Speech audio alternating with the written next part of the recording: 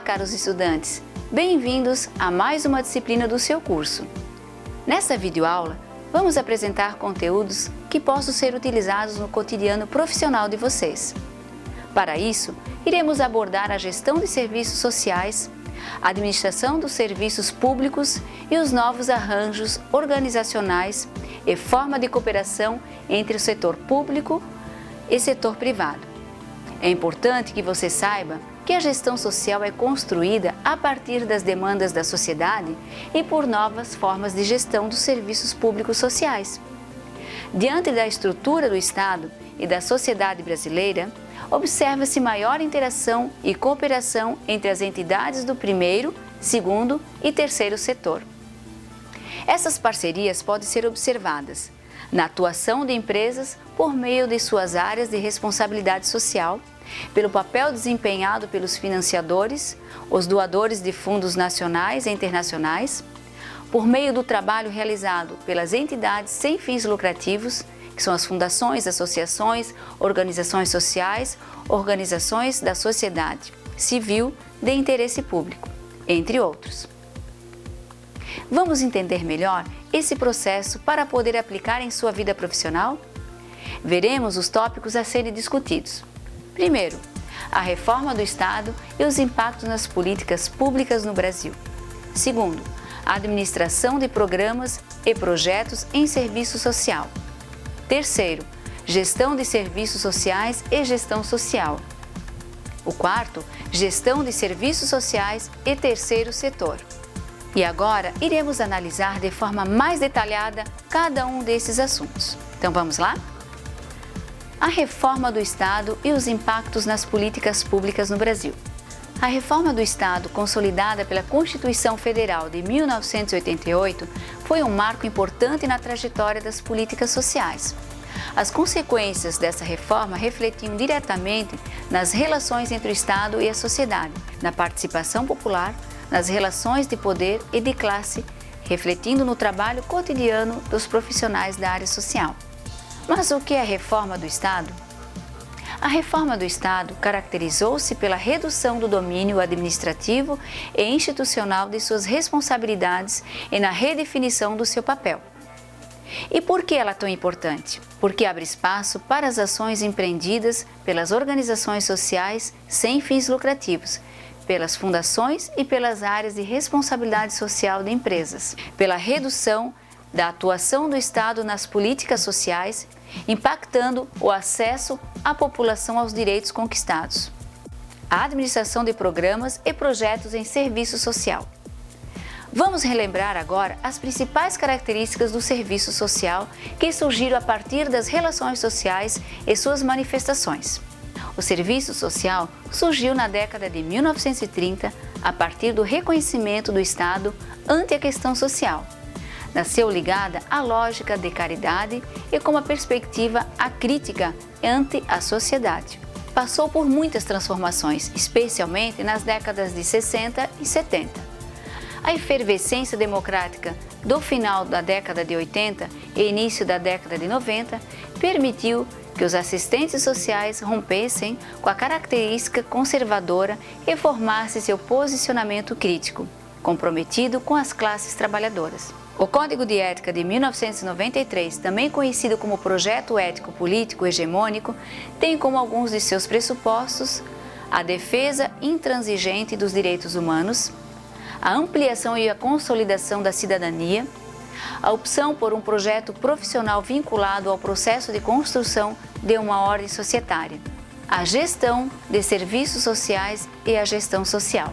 A gestão dos serviços sociais abrange um conjunto de atividades voltadas para a formulação, organização, financiamento, gerenciamento, execução, monitoramento, avaliação de ações nas áreas de saúde, educação, habitação, cultura, lazer, assistência social, dentre outras apontadas entre os direitos sociais.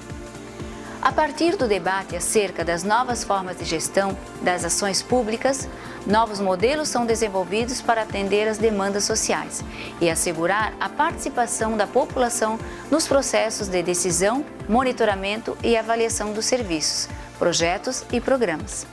Por que é importante compreender as principais características da gestão social? Porque esta tem sido avaliada como uma inovação no âmbito das políticas públicas. E essa inovação é uma alternativa concreta de governo dinâmico e evolutivo voltado para o benefício coletivo. A gestão dos bens e serviços públicos, indissociável da concepção de cidadania, é um marco da Constituição Federal de 1988. O que faz um gestor público? O gestor público, que pode ser designado, eleito ou nomeado formalmente, exerce a administração superior de órgão ou entidade integrante da administração pública que interpreta, planeja e organiza as ações em direção ao alcance dos objetivos propostos pela entidade. Desenvolve os planos estratégicos para atingir os objetivos propostos. Formula as regras políticas mais adequadas aos planos. Implementa, coordena e delega a execução dos planos. São exemplos de gestores públicos: secretários, coordenadores, diretores das áreas responsáveis pelos serviços públicos sociais. Setor público na gestão de serviços sociais. É importante entender que há 3 setores que dividem a sociedade e que veremos a seguir. Primeiro setor, o Estado, corresponde ao poder público e é representado pelos serviços e instituições governamentais de esferas federal, estadual e municipal. São recursos públicos para fins públicos. O segundo setor, o mercado, ocupado por empresas privadas com fins lucrativos. São recursos privados para fins privados. O terceiro setor. A exigência de um terceiro setor pressupõe um primeiro e segundo setores que dividem a sociedade. É formado por organizações privadas sem fins lucrativos, desempenhando ações de caráter público. São recursos privados para fins públicos. Sabido isso, iremos nos aprofundar um pouco mais no terceiro setor, que é objeto do nosso estudo e que é centrado no mundo contemporâneo. Ele é composto de instituições, associações ou fundações privadas, não governamentais, que expressam a sociedade civil organizada para ações de interesse público em diferentes áreas e segmentos. Historicamente, o terceiro setor progrediu da perspectiva filantrópica e caritativa para uma atuação profissional e técnica, tornando possível uma sociedade com direitos. Por mais de 3 séculos, do período colonial até o final do século XIX, novas organizações emergiram, tendo em comum a origem religiosa e a prática assistencialista às comunidades pobres que não tinham acesso às políticas sociais. Note neste diagrama que a configuração do terceiro setor era simplificada, tanto em relação às organizações quanto em relação às práticas de gestão, legislação e fontes de recursos. Perceba de onde vêm os recursos e a forma de legislação e que não havia política de ação. Já neste outro diagrama, referente ao século XX, a configuração do terceiro setor começa a se modificar. Observe que é um Estado interventor que passou a exigir que as organizações detivessem certas práticas de gestão. O marco legal, a partir do Código Civil de 1916, das legislações referentes ao título de utilidade pública e do certificado de entidade de fins filantrópicos, atual SEBAS, foram de suma importância para a diversificação das tipologias organizacionais. Com o advento do século XXI, tem-se o surgimento das ONGs, notadamente na década de 70, e a diversificação das tipologias constituintes do terceiro setor.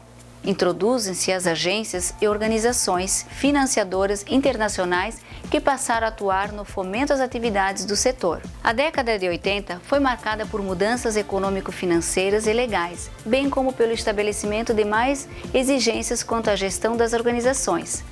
Quanto à legislação, promulga-se a Constituição de 1988 e, decorrente dela, surgem os Conselhos de Políticas Públicas.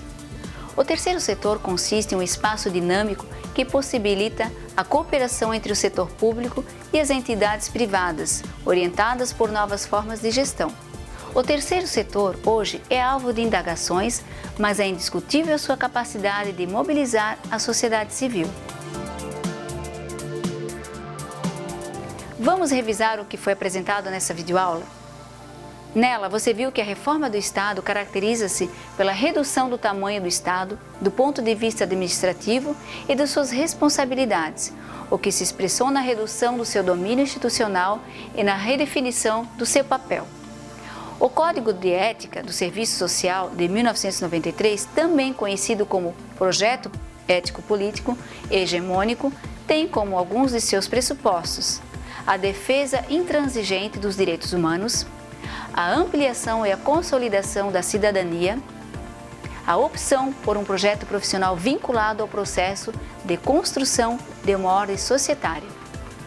A gestão dos serviços sociais abrange um conjunto de atividades voltadas para a formulação, organização, financiamento, gerenciamento, execução, monitoramento e avaliação das ações nas áreas de saúde, educação, habitação, cultura, lazer, assistência social, dentre outras apontadas entre os direitos sociais. Na contemporaneidade, o terceiro setor é alvo de indagações. Entretanto, é indiscutível sua possibilidade de mobilizar a sociedade civil, vide as suas diferenciadas estratégias de comunicação e de sensibilização e discussão com a população sobre as possibilidades de cooperação mútua na solução dos problemas que afetam uma determinada comunidade ou grupo.